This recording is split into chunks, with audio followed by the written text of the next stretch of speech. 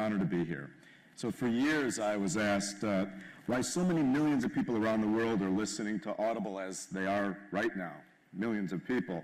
And I would simply say, who wouldn't want Colin Firth or Kate Winslet or Nicole Kidman or Scarlett Johansson to tell them a story while they're driving to work or exercising or doing things around the house?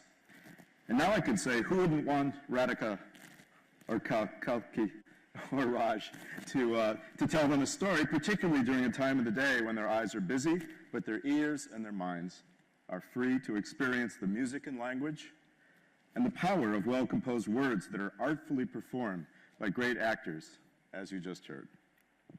A recent study of the neuronal responses in the brain that was done actually at the University of London, Kalki's alma mater, and mine, although a few years earlier than her, the University of London study showed that the seductive intimacy of listening to Audible and the emotive power of listening, it actually exceeds the power of film on a neurological level. And actually, we weren't surprised. So today we formally bring Audible service to India. And I say formally because we've had so many, tens of thousands of Indian listeners for years who are paying up to $15 US to listen, and now they can pay the equivalent of less than $3 here in India. So for me, this is a day that's been a long time coming and really a dream come true. And in the spirit of a dream coming true, it was back in 1994, I was still an author and a journalist for more than 20 years, and I was also someone who loved and actually studied the sound of words. It was then that I began to tell people, I was writing a technology column at the time, that people, this is 1994, mind you, that people would be walking around with little solid-state devices in their pockets, which would be packed with the best of civilization's offerings. And to say that people thought I was pretty crazy at the time would be an understatement. It was a long time ago. But anyways, I left the writing life, and now it's been 21 years since Audible invented and commercialized the first digital audio player and the first audio delivery service. And this was 5 years before the iconic iPod came out from Apple. We've continued as a company to invent technology as we worked hard to push the spoken word into the media mainstream alongside film and television and music and books. I have read that Indians actually spend more time reading than any other population, but I also know Mumbai traffic makes it pretty hard to read in a car. People who listen to Audible all over the world now, they get to work smarter than their colleagues in the next cubicle. They tell us they're more enlightened because of the quality of the wellness programming and the spiritual programming that we carry. They say they're more interesting at the dinner table and even on dates. And they tell us that their children have become more fluent learners because of Audible. And they say they're less lonely and they're actually happier too.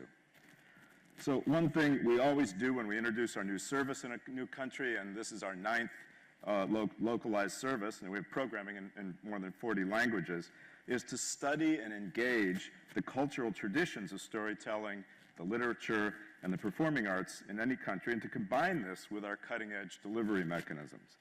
Thus, you will find at Audible, as when it opens later today, the great Tagore's work, Amish's myths, Ruskin Bond's autobiography, as well as his stories. And you'll find Salman Rushdie's 1981 novel, Midnight's Children. Actually got to introduce Salman at an event in New York the other night. Their titles are among more than 200,000 Audible books and other original programs that will be available here in India at launch. Over this last 5 years, we've worked and directly employed 20,000 different actors at Audible, because Audible really exists to connect the best writers and the best actors, the best editors, the best directors, the best producers to the best listeners in the world. And we work daily to support the professional creative class, and we'll do that here in India and anywhere else that we launch. Thank you, everyone, for coming, and now back to Anupama. John, thank you so much. Thank you. Please join us on the panel.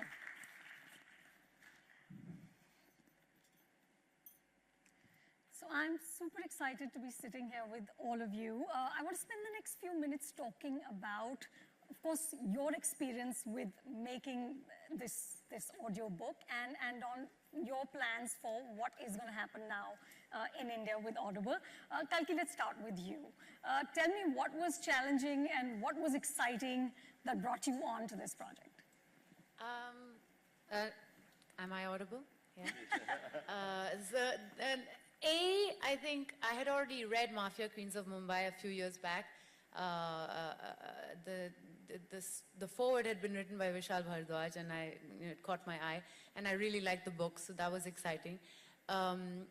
B, I think that as an actor, it's wonderful to use your voice and play with the nuances, and I think audio really allows for that, to really play on the different voices and telling a story.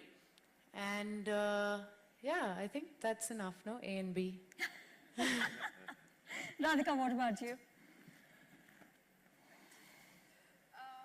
No, I agree with Kalki, but I also feel that as a child, I was brought up with a lot of storytelling. I think storytelling is a part of our culture, a very big part of our culture. And I remember listening to those cassettes of Pula Deshpande reading his own books. And there's this another tape I remember called Chan Chan Goshti.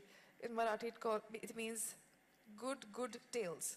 And so he was always there, and I think I lost that for a long time. And then I got to know about Audible, and I I heard a book on Audible very recently when actually they got in touch. So I thought it was just the perfect thing to do. And I hadn't explored expressing through voice only, because on a video or stage, whatever, you have so many other things to enhance or support what you're trying to communicate, but here you just have your voice, and so how you want to pitch it, and what is the tonal quality, or how you want to direct the imagination of the listener. And also it's personal, because everyone's going to listen to it individually, so it's like a personal relationship, I think, when it feels like that. And also in your studio, when you're silently doing that, it feels like a very personal thing. So I thought I thought I'll enjoy it, and I did.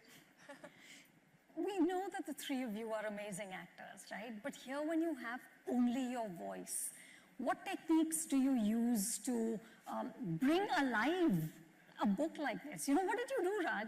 Was it intimidating at all? I thought it would be pretty smooth, but it wasn't actually. You went in thinking, "Aasan hoga." I thought I just had to go and narrate a story and read out a story. But I think it was a bit challenging as well, because you have to, of course, narrate a story and also keep it engaging and entertaining for the listeners, and also to modulate voice. Like in one of my stories, which is Sapna Didi, I'm playing Sapna Didi as well. Like otherwise, I could have never played Sapna Didi for films. I think that's the fun of Audible, being part of Audible, that you could play as actors. You got to play so many characters in just one story.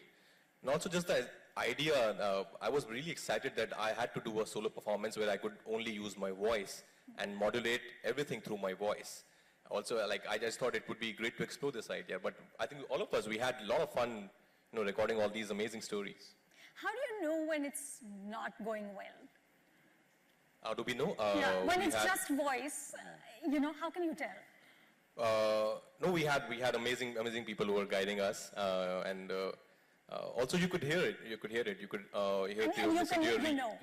listen to your takes and then figure out if it's working or not, if it has that kind of impact or not that you wanted to create. And also when you get a pronunciation wrong 8 times, Ma Lakshmi Papa Mani, it takes you a while. Now I can say it really well, Ma Lakshmi Papa Mani. But in the beginning I was saying Papa Mani and all sorts of things, so yeah. Don, Audible has, of course, collaborated with some of the greatest actors in the world. What is your impression of what our actors have done? It's been fantastic to talk to them today about, what they saw, that they did see that there's a complexity to it. I told them what many actors tell us, that it's like long distance running as opposed to movies, which are more like sprinting, because the intensity of the short shots, the intensity of the close-ups. But one of the things is that some of the actors we hired, they loved the control it gave them without too much direction. And then I have to say, a lot of them also love the fact that I learned this when I found Susan Sarandon in our studios in the East, and she was apparently wearing pajamas. And she came on, basically said to me, "No hair and makeup. It's such a gift." to be able to just do it in a casual way.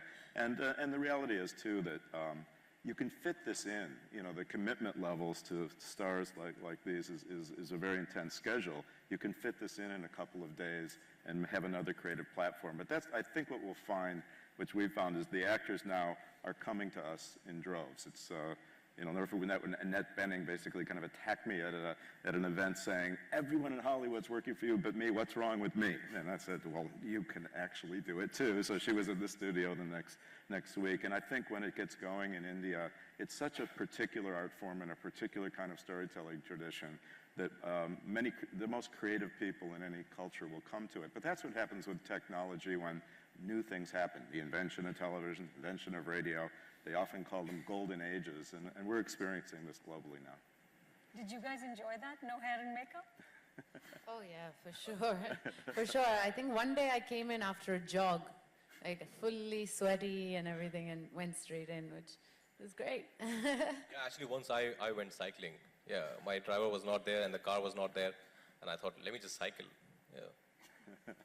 So was there an excerpt or one story from Mafia Queens that really appealed to you, for any of you? Yes. Is this working? Yeah, now it's working. There's Gangubai's story that really appealed to me. That's one of the stories I read. Mostly because I think that time in Mumbai, I mean, it's my home now, and I'm not really aware of how it would have been. And I think all the mafia stories that I've seen so far are predominantly about men, and women just sort of have the secondary position. But these stories are about women. And Gangubai especially, I think she was a victim of, you name it. I mean, betrayed, made into a prostitute, like she had to do, da da da. And she just did not victimize herself, and she stood shoulder to shoulder with all the dons and made her voice heard to literally the people governing the country. And it's such an inspiring story, and a very compassionate woman. So it was fascinating reading her story, I think. For you, Kalki? I like some of the shorter humorous stories. There's this character, this person, Chota Shakil, who was in Dubai, and he had a lover girlfriend called Rubina in Bombay. So they would have these email interactions where, you know, they're talking about business and have you gone and picked up this thing from that person, and in between it was like, Meri Jaan, da da da da da da. And so there's this like weird interaction that these women, he was having several affairs actually, and each of his affairs he was saying Meri Jaan to, and it's quite funny. Those stories are quite funny. Radhika, how has the Audible experience been for you? Like, what do you think of the diversity that the app offers? I think it's I mean, it's just launching here, but I mean, I think otherwise you take any genre, you take any kind of information you want to listen, know, or you want to have any subject, and also the people who are reading it are incredible performers or writers reading their own material as well. So it's completely very, very diverse, and now that I've had a taste of it, and I'm sure there's a long way to go, and you know, a lot of practice needed, but I think now I'll listen to it with a different perspective, and see what works for me, what doesn't work, and how effective, why is it effective. And I know that they're launching a lot of Hindi books as well. I'm really looking forward to that, because I studied in Marathi, and then I studied in English. So I have read Marathi books and I've read English books, but Hindi I understand perfectly well. But I don't read it very fast, and now I can actually, I have a very convenient way of knowing the literature and certain books that I've been wanting to know. Did you three sort of learn anything during this experience that now you'll take back to your craft as you do other things, movies, plays, everything else? Subtlety. Yeah, apart from a lot of correct pronunciations, I think, yeah, what you said, subtlety is something that you don't have to be really expressive. If you just feel it, it comes in your voice. I think it was mostly about acting for us also. Probably a little technical, that you have to keep it, you have to pronounce it right, in the right way, and you have to have that throw. But apart from that, it was just like acting, just how you do it for feature films. You just have to feel it and then do it in a way. So I think subtlety is something which I really, I think I would take back from this experience. I think I personally feel this, and it's not a general statement, but speech has not given its due importance sometimes in films recently, where it also becomes very candid. Everything has to be very subtle. I mean, not that subtle, but you know, like underplayed and candid. And so, how important is breathing while you speak, and how important is where you breathe, and the importance of the weight of the words is not as well studied as it used to be, you know, because these actors used to really deliver their lines, and that's not the case right now. But here it mattered so much where you took that breath and how much did you finish, what did you do, whether you went down or when you went up. And it was very good for me to understand that again and say, oh, I don't pay so much attention when I'm performing. So that was another thing I think I'll take back. Yeah, what I love is that it teaches you to listen. Yeah, you know, there is an art to listening, just the way there's obviously an art to acting. And I usually just beg people, give it an hour or two, because you won't get it from the samples. It's not like a cursory format, like a music service, which is, most of them are giant sampling services. If you immerse and let yourself be taken away by either a story or something that's teaching you something new, it's weirdly addictive. We just know that from the numbers. The average customer around the world gives us 2 hours of listening every day that they start listening. And it does get really deep. We'll have debates in the communities about, there's 9 versions of some classic about which interpretation is better. Certain customers will only buy certain actors because some actors just do this full time. And they usually come from theater or movies, and they just find their voice in this particular way. So it gets really kind of deep, and it really is, it's a media type. It just wasn't really as appreciated as you're saying about the voice per se.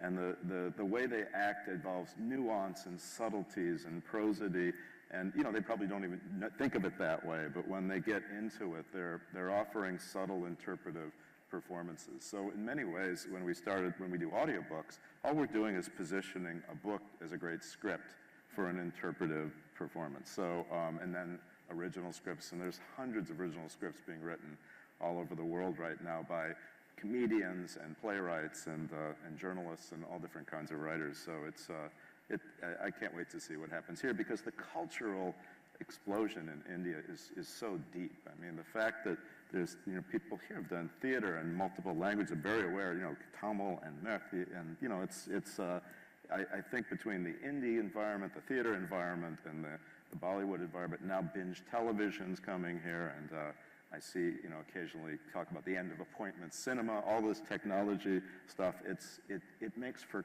cultural mixtures that will create creativity that we've never thought of, and that's what's exciting about the platform of Audible. It's like an inspiration platform. Yeah. Do you guys see a time when we'll have Audible stars? You know, people, like you said, people buying only one person's book. Yeah, sure. I think why not? I don't see any other reason that it can't happen here. He was just mentioning how, you know, also it's generating so much of employment. Like 20,000 actors working for Audible in US, it's huge. It's amazing. Yeah, it's amazing. I think if it can generate employment, and there's so many amazing actors we have in this country, and not everybody's getting work in feature films or series, but now there's something they can do and at least, you know, make that living. So Don, tell us about original programming here. Audible originals, how are you going to be, you know, collaborating with Indian talent? Basically exactly the same way. So it's, you know, it's whoever has the best idea. It can be from this amazing production community here. There's people in the audience who run production houses. There's producers and directors. Basically anyone who has a vision of how to bring well-composed words and then having them artfully performed. We're kind of open for whatever it is. In the States, it's amazing how comedians have stepped up to create original programming. I mean, for various reasons, comedians are now probably some of the most trenchant observers of our discourse of politics, such as it is. And I think that But this has always really happened. I mean, most American comedians got very famous because of their television roles. They talk about stand-up as their primary art form, but the truth is, you know, Jerry Seinfeld and Robin Williams became who they were by transferring their talent to new media types like the sitcom. And so you know, I'm sure that we'll be surprising our growing audience with a lot of original programming written to the aesthetic, this very intimate kind of aesthetic. And I think it's interesting we have a writer here who listened and figured out a way to make a book that is very particular to how he interpreted the Audible aesthetic versus the way he wrote normally. Well,